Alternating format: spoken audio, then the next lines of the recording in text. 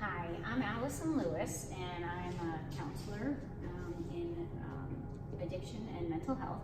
And this is a short take of Everyone's an Addict, Drugs, Alcohol, the American Dream, and more. I wanted to do just a summary. If you're looking for my full presentation, it is on my YouTube site. But this is just a short take, which kind of summarizes my approach with addiction. Because if you watch my other video, you've learned that I really feel that addiction is a human condition.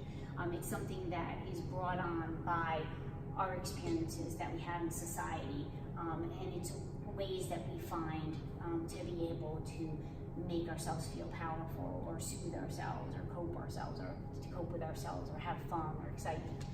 So this is just a little short take. It's a summary of some of the information. And what I believe is that you can live peacefully with addiction. This butterfly is driven by its biology to get this nectar. So we are, as humans, driven by our desire, by our biology. We always have desire. We believe, we swallow this cultural myth that we should swallow a pill and find complete contentment. We will never be content. Human desire is something that will always be craving something. If we crave drugs, then we no longer crave drugs. If we crave shopping, then we no longer crave shopping. We'll always crave something. So the key is, how do we find a peaceful balance? How do we live in what I call peaceful conflict with desire? So if you've seen some of my other presentation, what I'm trying to focus on is that addiction is part of something that drives our brain to get motivated. So we have it at all different levels. First we take something that motivates us. It's all different for everybody. Everybody's brain is different in terms of motivation. It can be anything from food to drugs to cigarettes to anger to shopping to gambling.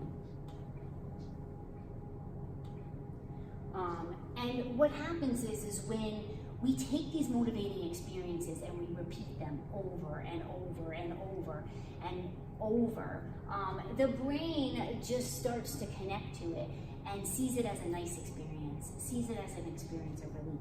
Hey, this is working for me. The brain is tricking us a little bit. It thinks it's helping us because we're putting something in our body that the brain thinks makes the body feel better. So the brain thinks it feels better, so it remembers it. And so what happens is it repeats it and it repeats it. And then if there's a lot of stress going on in someone's life, different factors, whatever it may be, the perfect storm. When the perfect storm comes together in someone's life, that's often when addiction will start to grow and it will start to increase, and it can then eventually become destructive. Because some people say, I don't understand how someone can be so destructive with their addiction.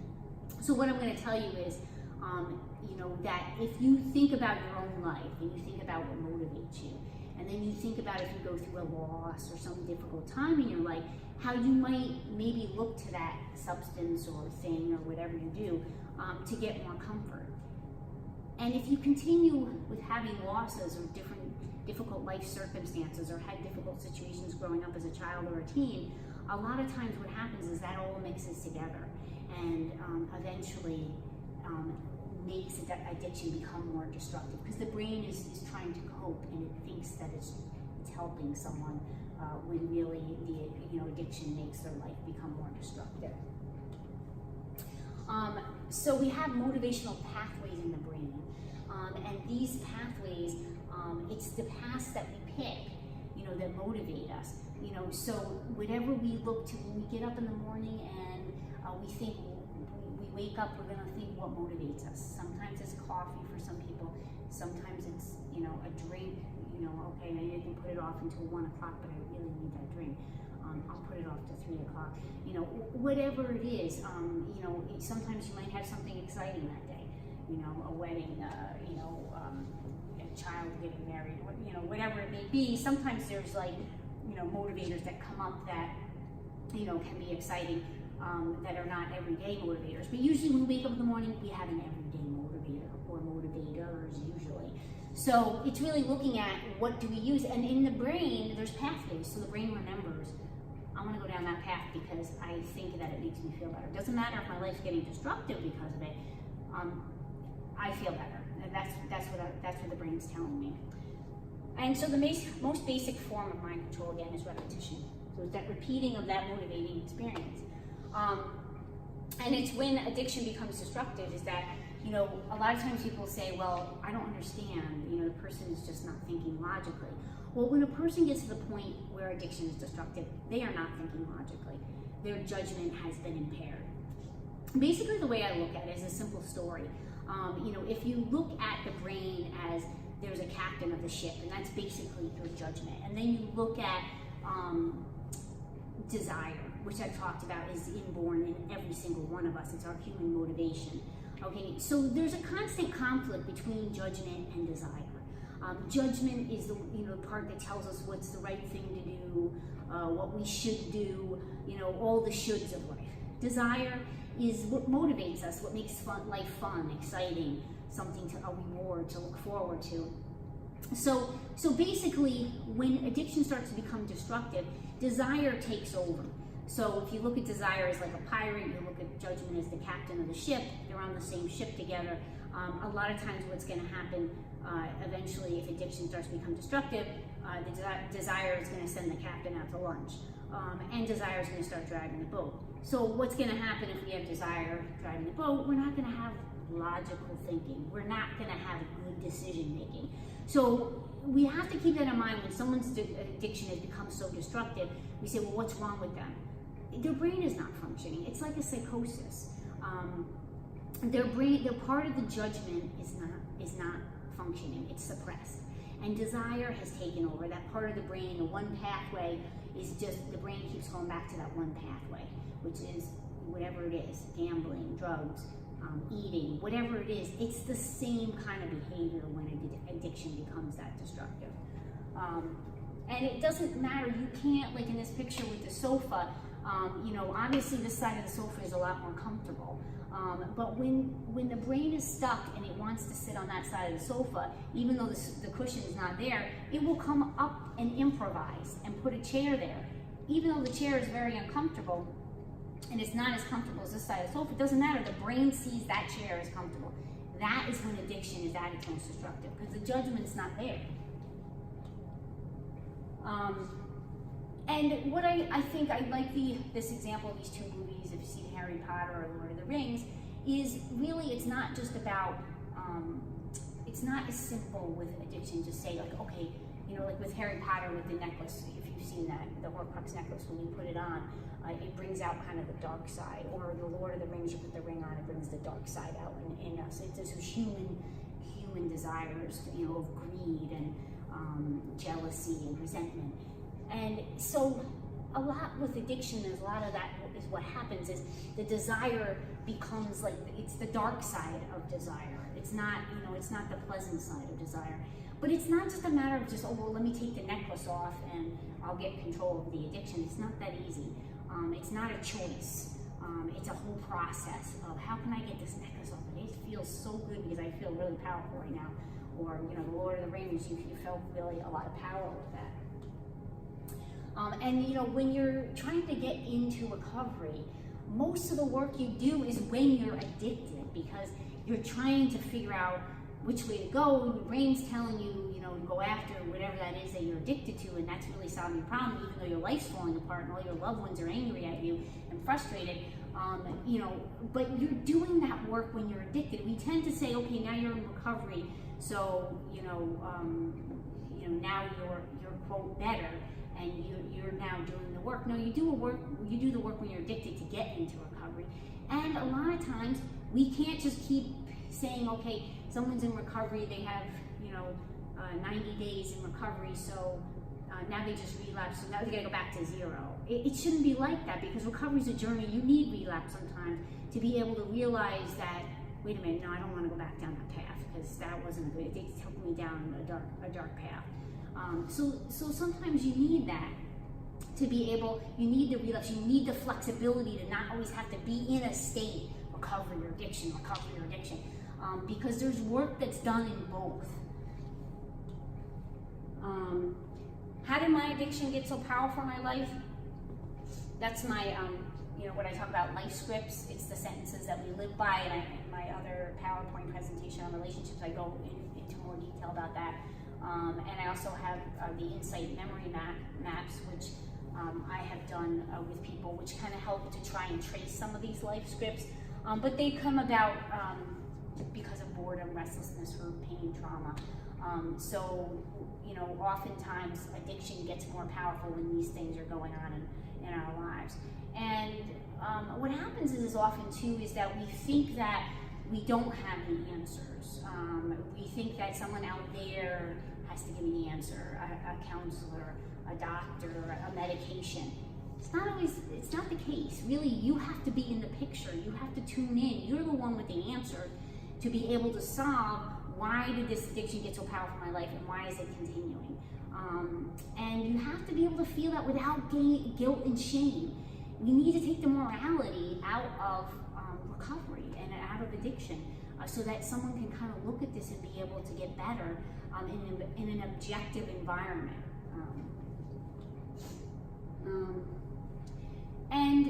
How do you, that's a little bit off center there, but how do you start to move on? It's really about dreaming and recreating yourself, taking some scary risks to be able to try new things. That's the only way to get away from the addiction, unfortunately. It can be very scary, especially if you haven't felt like you've had a lot of success in your life. If you've never had that opportunity, or you've always felt kind of like a screw up, sometimes it's easier to feel like, well, I'll just stay using or, making bad choices because that's just who I am. And that can really destroy people over time because everybody's got the ability to get healthy and to find other passions and dreams that are going to promote them and build them up, rather than like addiction, when it gets so destructive, it destroys.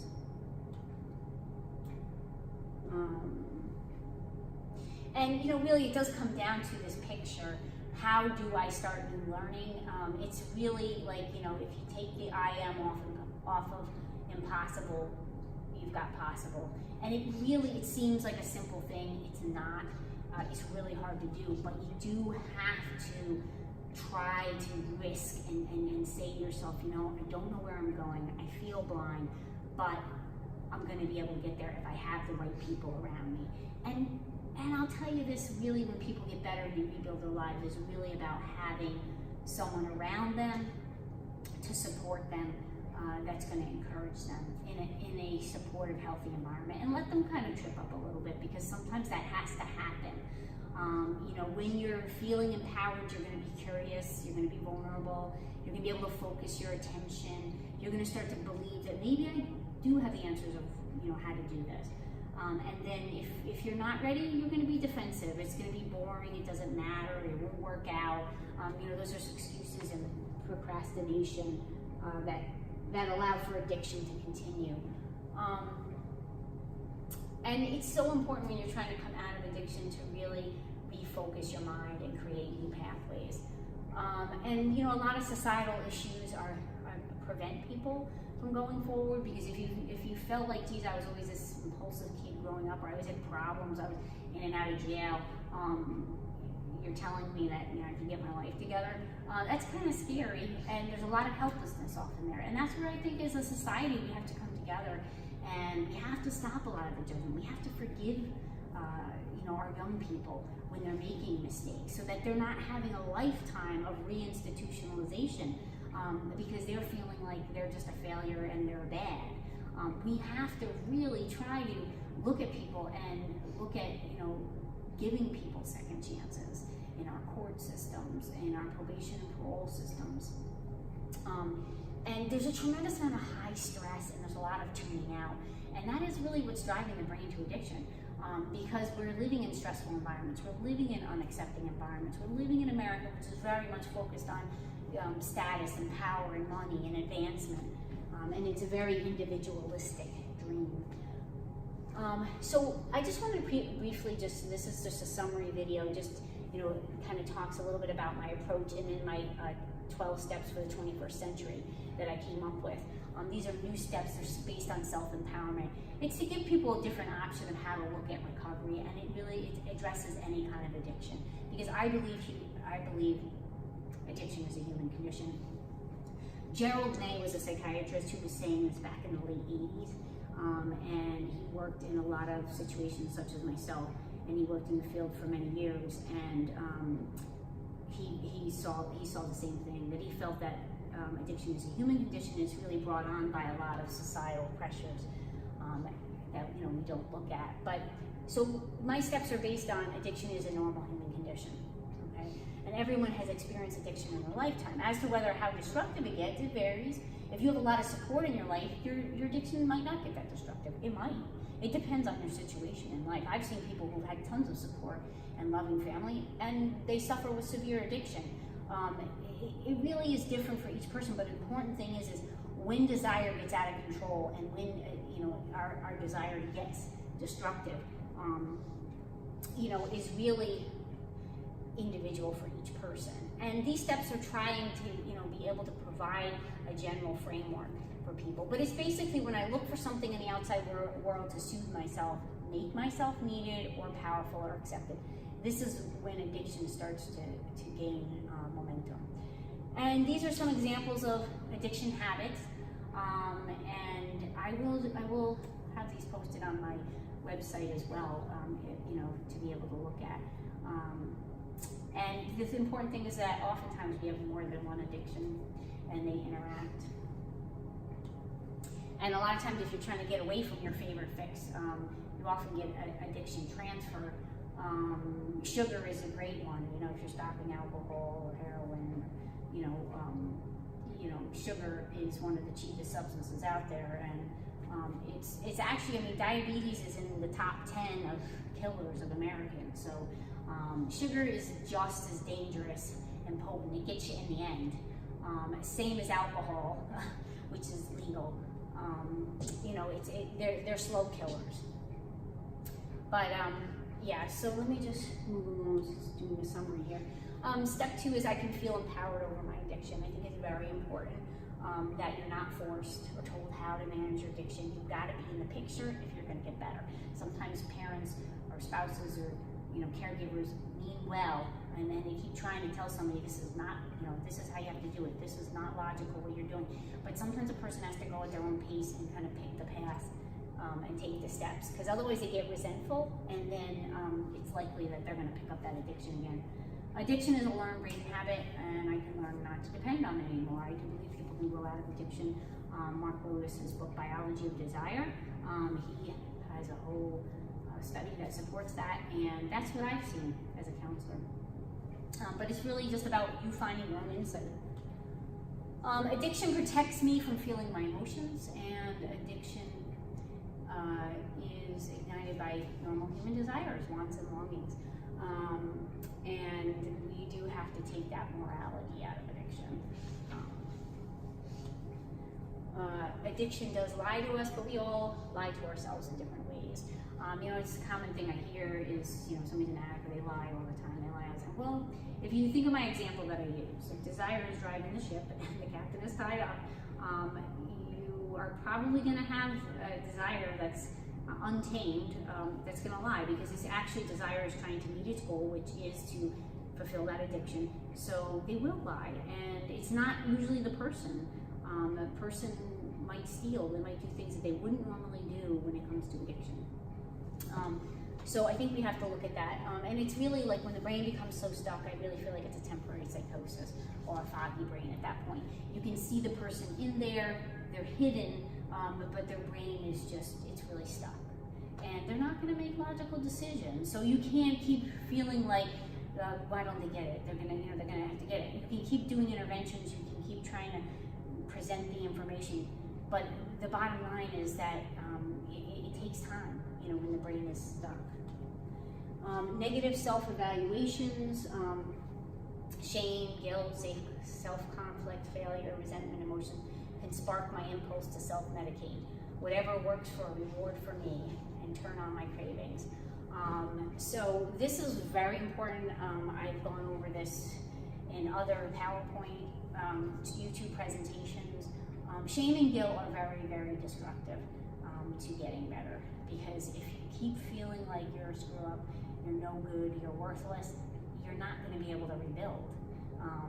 And most people with destructive addiction, that's why they keep using to self-medicate, because they feel terrible.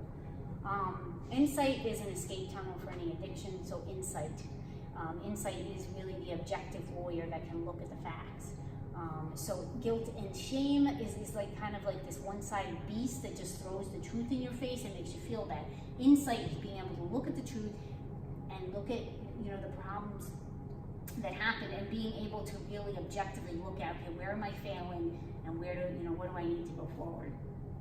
And really, to do that, you need to be in a healthy, supporting, accepting environment. Finding the answers to my addiction can be laborious when I don't have support or understanding from my family, friends, or in my community, or even treatment providers. I've seen treatment providers a lot of times take a very judgmental approach. Or you relapse again, sorry, you gotta go, now you have to go to rehab, you can't stay here at outpatient. People aren't given a chance to be able to work through the addiction. It's always right away, you have to go to the next level of care. It's, I don't know if it's just, I don't want the responsibility, because what if something happens to you and I didn't, you know, refer you on. I think the problem is we rush people around too much. We don't allow relationships to establish. We don't allow people the time to really be able to find the insight, you know, and to provide a supportive environment, and not judging someone. It's very hard when that's not happening, and I've seen that happen with treatment providers. I can quiet addiction habits by learning new healthy habits, and I talked about that before. You really do have to create new pathways. Otherwise, your brain will keep taking you down that same path. And addiction can bring anyone to their knees. Anyone. America as a society can be blind to embracing addiction as a normal human condition, because it's often focused on its own addiction, the American dream. Success, appearance, money, power, and status.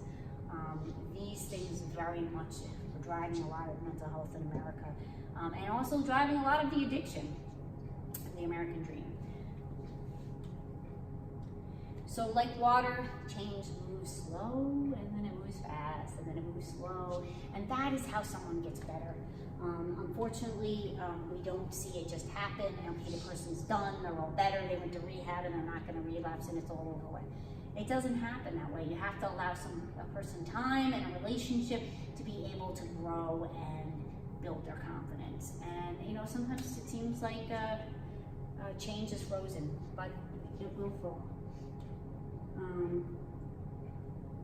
So that is just my summary presentation of Everyone's an Addict,